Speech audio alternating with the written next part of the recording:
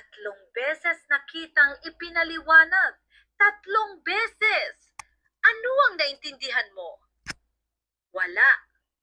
Pero de verdad, practiqué, ensayé y estudié. Saan ka nag-aral? Sa panaginip mo? De verdad, lo intenté. Tigil! Tigil! Kahit ang 3 taong gulang kong kapitbahay ay mas mahusay magsalita kaysa sayo. Kumakain pa nga siya ng maliliit na bato.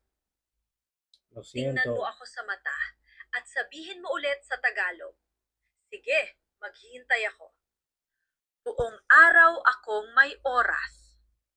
Creo que Wala ka nang iniisip. Gusto mo magsalita ng Tagalog? Sige, ulitin mo pagkatapos ko. Titigil na akong magtiis ng kalokohan.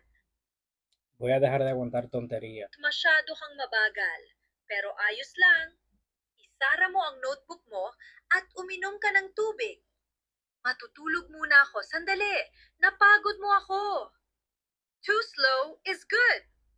Close your notebook and go drink some water. I'm going to take a nap. You've tired me out.